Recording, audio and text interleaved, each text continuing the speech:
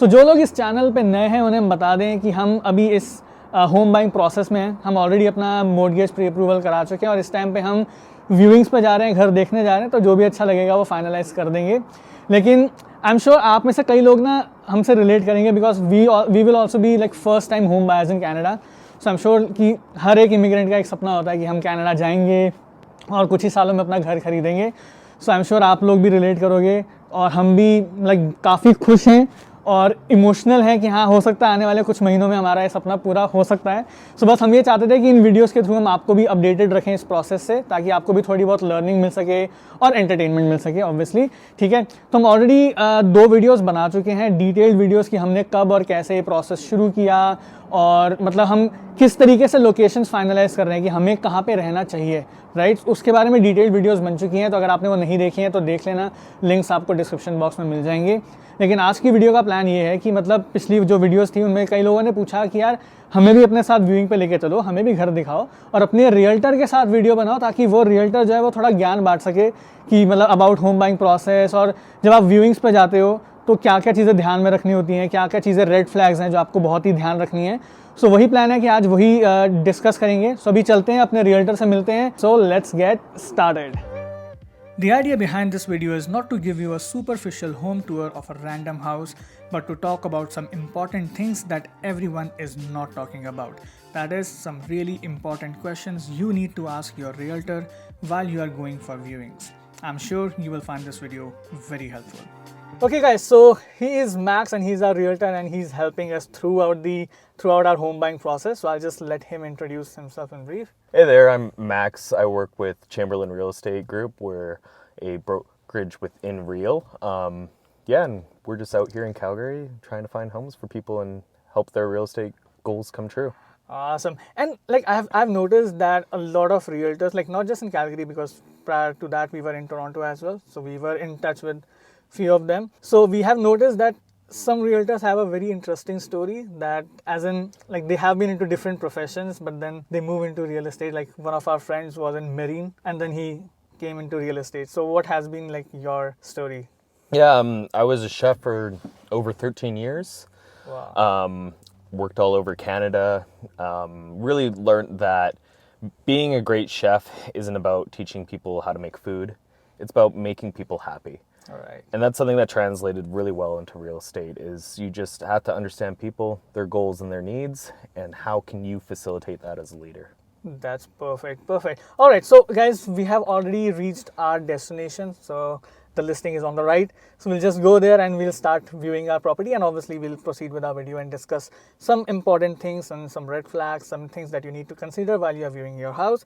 So this is basically southwest quadrant, right? Yeah, not quite southwest, Okay. more central northwest. Uh-huh. So this is Hillhurst. It's an interesting mix of like older neighborhoods with a lot of infills. A lot of development happens in this area. We're very close to like the Children's Hospital, city center. You can actually see the skyline from here. So it's a good mix of a lot of different opportunities for like work, getting down to, social events, and just being able to be more part of a community. As where you're in a suburb that's 30 minutes outside of town, you might not feel like you're actually living in Calgary. Here to downtown, well, we just came from downtown. It took us about 10 minutes? 10 minutes, yeah. Yeah, it's pretty quick. Today is Sunday, so it's a little bit slower on traffic. Right. Peak traffic time, it might take you a little bit longer, might take you 20.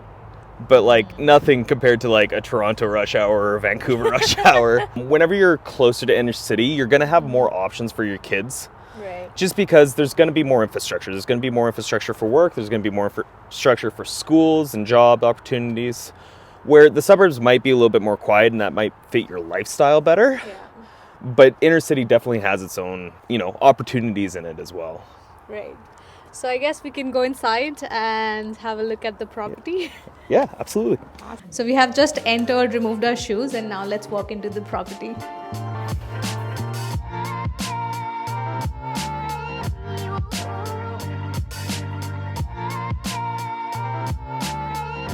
So I was just wondering, what kind of flooring do they have here? So this will be a hardwood flooring. Whenever you see this kind of narrow style plank, Yeah, It's gonna be this we have original. never seen actually. Yeah. Like this thin. So they used to go this thin because it was a lot easier to get a nice flat floor by doing smaller pieces and then sanding it flat rather than doing wide milled pieces. Yeah, those are the ones that we now usually see. Yeah. So yeah, this is I'm seeing. So how old is this property? So this build is from the 1950s. 1950s. So this is a very traditional layout for a bungalow. It is much older, right? You know, people will get scared. Oh, 1950s home. What kind of problems am I going to see with it? But in general, like the material build and the effort that went into this, labor used to be a lot cheaper. Material costs used to be a lot lower. So you're going to get stuff like hardwood in an older house that you might not get in a new build. Yeah, because these like nowadays these are so expensive. Yeah, Like, you're more likely to get laminate, some kind of polymer, a synthetic based floor rather than hardwood. And what Max was telling was this, कि because it's an older property, तो hardwood है यहाँ पे, which is good. क्योंकि generally जब नई properties हैं उनमें लैमिनेट वाला लगाते हैं, राइट? और लैमिनेट में भी अलग अलग क्वालिटीज़ आती हैं, कई लो क्वालिटी की भी होती हैं जो जल्दी ख़राब हो जाती हैं, लेकिन इसमें हार्डवुड लगा हुआ है, विच इज़ प्रेटी अमेजिंग। इसका ना अच्छी चीज़ क्या लग रही है इसमें कि लिविंग एरिया काफ़ी बड़ा है एंड विंडोज़ इतनी वाइड है ना, सो काफ़ी नेचुरल लाइट बहुत ज़्यादा आ रही है, तो ये चीज़ मुझे बहुत अच्छी लग रही है इसमें। सो लिविंग एरिया इधर था, बाकी सारा घर I think it's in this direction. Yeah. Usually in new houses you see a open concept nowadays, so you see the kitchen right away as you enter, but here you can see a different kind of setup, like you can have a privacy in your kitchen. No one needs to see your dirty dishes Yeah, after a house honestly, party. Sometimes it's nice. Yeah, that's one thing you dread. In general, like Calgary gets the most amount of sun of any Canadian city. Yeah. Right? And that's like, true. it's great because like cold days like today, it does not feel cold out because it's so sunny and nice. Exactly. Exactly. But you know, like we should also be harvesting as much of that as possible, right? You know, we should be a solar city at some point. And there's huge incentives in Canada for solar upgrades and green home grants and green home loans as well. So how many properties, not properties, I mean how many bedrooms does this house have? So this is 3 up, and then Okay. we'll go explore downstairs as well. So the basement is developed? Yeah. Awesome. In the new build, the master bedroom is the largest bedroom. Yeah. And then the kids' rooms are usually around like 8 by 8, 10 by 10, quite small. Yeah, I mean, the kind of properties we have also viewed, only the master bedroom is like 10 by 12 or something, Yeah. but the other bedrooms are 9 by 10, 8 by 9, something like that. Yeah, great for an office or a young kid. Yeah. But it tends to be that's more the reasons people tend to go bigger as their kids age.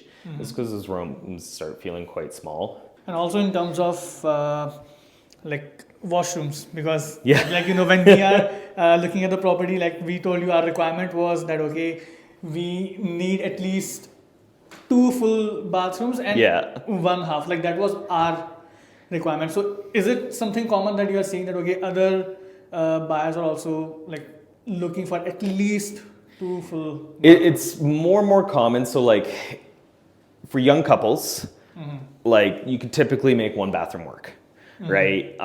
But if you're expecting your in-laws to come stay with you for 6 months, or your brother's gonna come out here and get a working visa and start being out here, whatever it may be, that's when it starts to get a little tight for 1 bathroom, and you're gonna want to reconsider getting a 2 bedroom or 2 bathroom or more space in that situation.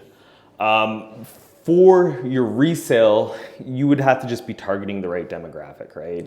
You're not going to be chasing a family of 5 to move into your 2 bedroom, 1 bathroom. Correct. Right? You just need to know like that's a starter place, so you're going to be targeting starter families. Right. For immigrants like us, because when we come to Canada, we always expect that okay, like a few years down the line, we'll be calling our parents home. So I think for immigrants, it can become important that you should have at least 2 full bathrooms, just to make it future proof. So now we are entering the second bedroom.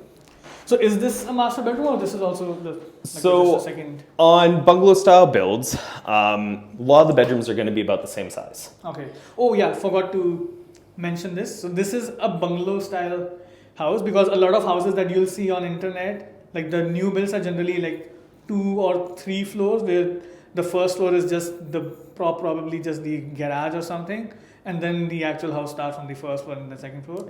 But bungalow is basically like the one like huge plot, and you build the entire house.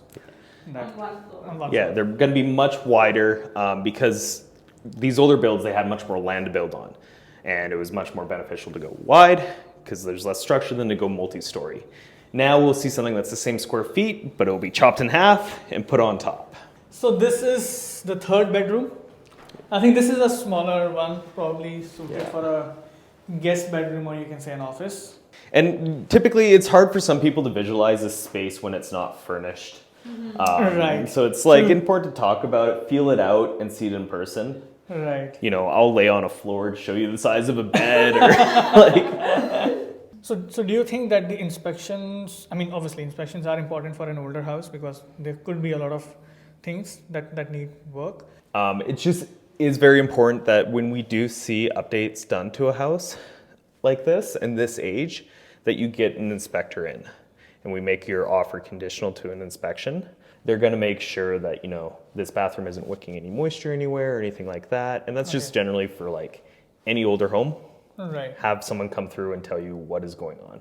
Okay. We can look for visual cues when we come through for viewing, and we should be looking for any kind of red flags. But, you know, we're not as in-depth as those professionals are.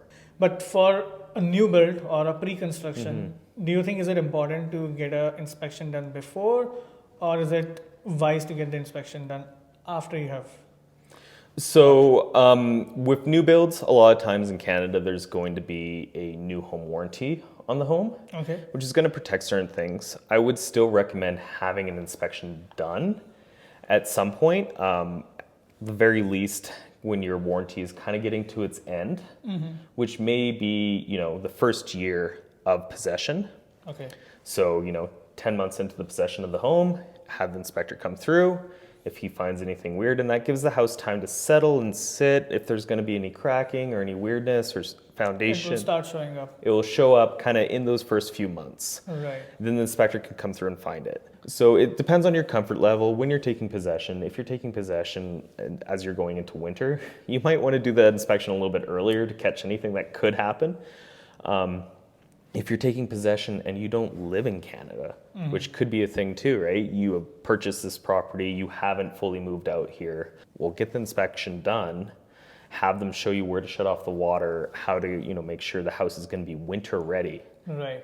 Because the last thing you want is your house sitting empty, all your water lines are full of water, and it goes to -40 out here and your furnace is turned off. Right. Your entire place will be ruined. Your insurance probably won't even cover you because it's negligence at that point.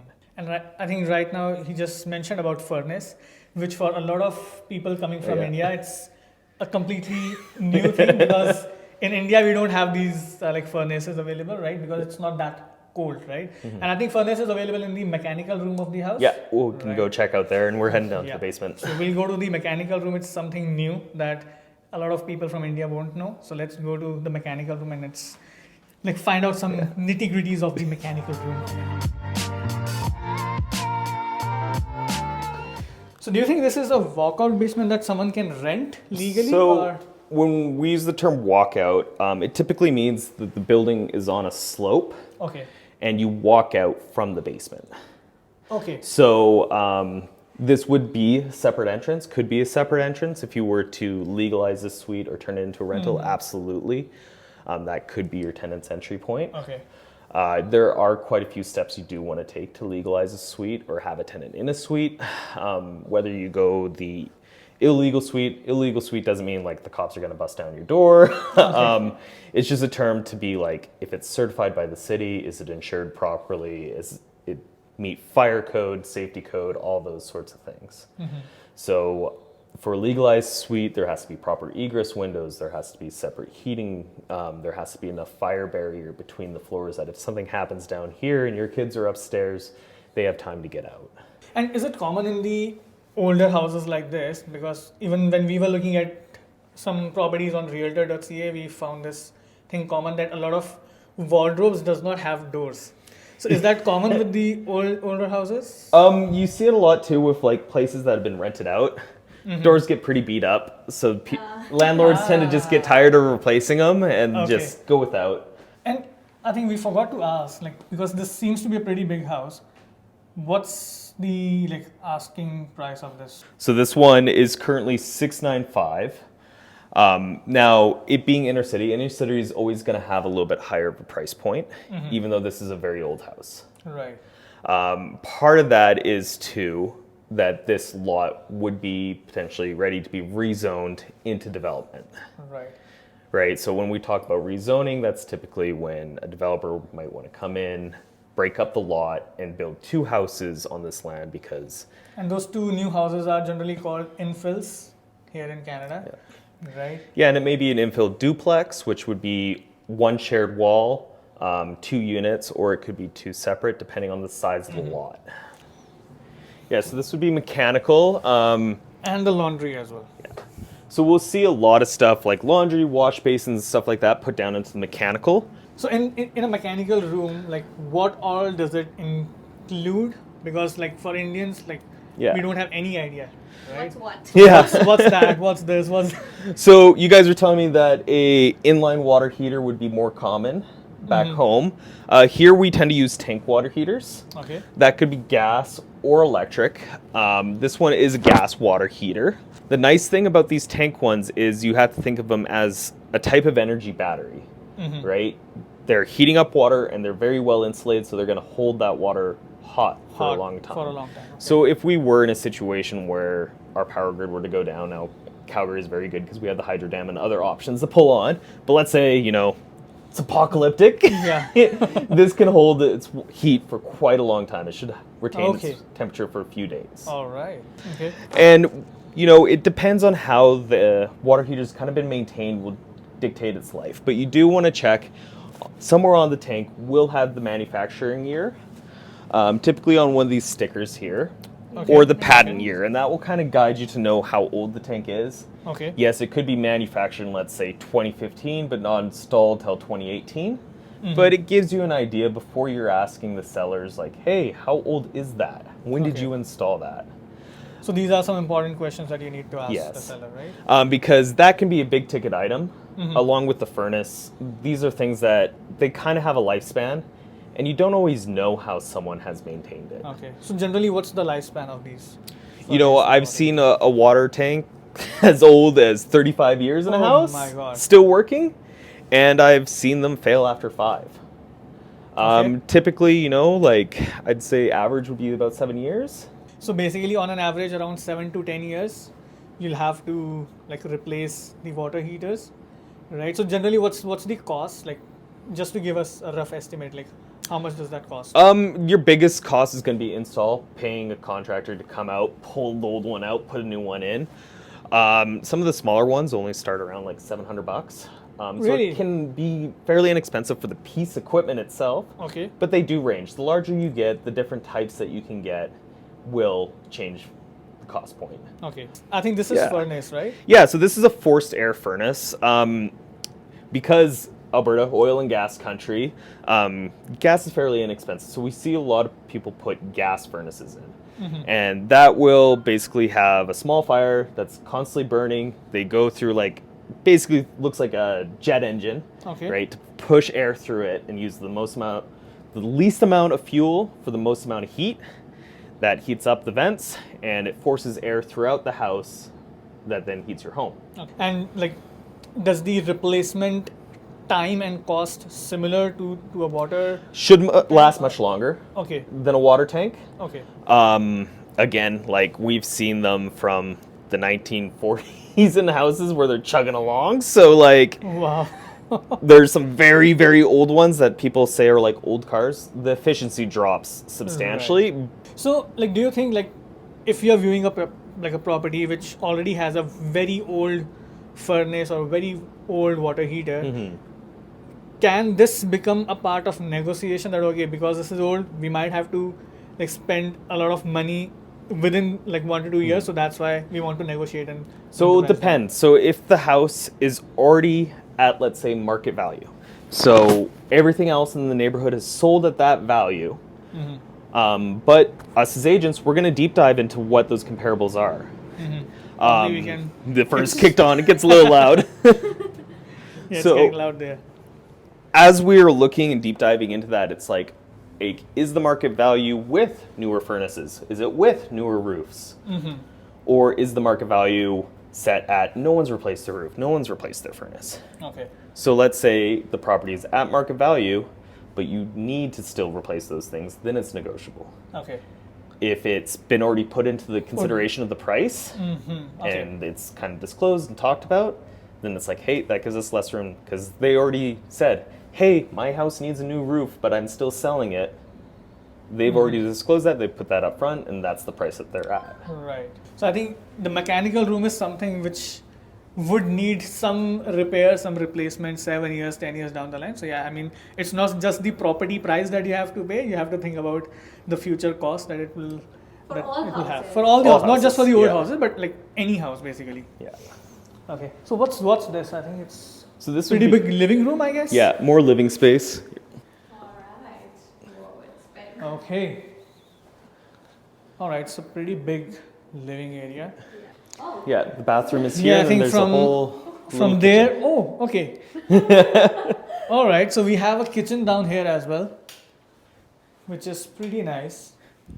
yeah. I mean, And it's, I think it's also an equally light. equally sized kitchen as we Yeah, it's not. as a we small saw kitchen. upstairs. It's a pretty nice. And I think here we have another bathroom. Okay, so now it makes a total of two Two washrooms. bathrooms in this, two washrooms in this house. And this one is actually. And I think this one is even bigger. Yeah. Basement also had a couple of bedrooms, right? Yeah, just over this way. Oh, there's one more. Yep. There is more. It's the thing about bungalows, they just keep going. Yeah. It has two bedrooms. What? Yeah. Oh my god. So yeah, so that's the benefit of probably living in an older house, that you have a lot more space. Yeah. That's nice. Let's go to the second bedroom. Yeah. Third, no. Yeah. Second. No, second bedroom in the basement, but in total, I think this would be the fifth bedroom. So Yeah. it has total of 5 bedrooms. Like, I think till now, the kind of properties we have viewed, the maximum we have seen 3 bedrooms. And if some property had a property, then a basement, then it had maximum of 1 bedroom. But that was also very rare to find. So there's always benefits to both, right? New builds, you get stuff like the new home warranties, and Yeah. that it's built to the new standard and built to the new level. Certain types of plumbing you're not going to come across. It's going to be the new standard for plumbing, electrical, all those sorts of things. Right. But if size for dollar is your priority, consider an older build. There's nothing wrong with an older home if you kind of know what you're getting into and you're willing to do a little bit more work in updating. So what do you think? Like old houses like this, like for what kind of people is it best suited? Yeah. What I mean is that, because if you consider two of us, like we have like zero Yeah. handyman skills, to be very honest, right? So like I'm not sure. Someone who's handyman inclined or willing to learn and having the attitude to learn. We see a lot of homes where there's that guy who thinks he's a handyman, has the confidence of a handyman, and then someone like me comes through the house and I'm like, this is bad. This is bad. This is bad, right? This is wicking moisture. This type of window can't be here. This is going to bring moisture into your basement. Or he's put a hole where there should not be a hole. Right. Right? So that's what's really important, to not just have that like courage to take on a project, but the forethought and the humility to go, I don't know this thing. I'm going to find out how to do it. I'm going to ask the right people. I'm going to seek out that knowledge. Okay. So you want to know when you're coming into these what kind of updates you were looking for, and the ones that you might want to avoid, and when they were done, what generation they were done, and who did them. Right. Or get a realtor like Max who knows all Yeah. this stuff for you. So I guess we can go upstairs now. Back up. All right. Okay, so now we are upstairs. I think we have covered most of the property, living area, basement, and everything. And I think like it's pretty big for what we have seen till now. Yeah, Right. and I feel like it's a great investment property also, because of the neighborhood, the location, the size, and everything. Yeah, maybe for someone who wants to flip. Yeah. Right. What do you think? Flipping's a great opportunity. You know, there's a few things that are done that I would probably change coming in here. Okay. I'd probably rework some of the stuff in the kitchen, some of the stuff in the basement, just to get it up to that new standard. So I think right now let's talk some general stuff about Calgary real estate, because a lot of our viewers, like a lot of questions that I get is that, okay, we also want to move from Toronto to Calgary, or someone who is already moving from India. Now they have like seriously started considering Calgary, right? So everyone has questions about Calgary real estate. So in general, like my first question to you would be that in terms of inventory, like what we are listening in the news that, okay, inventory is pretty low or what's happening. So like what's your take on the inventory of Calgary real estate right now at this moment?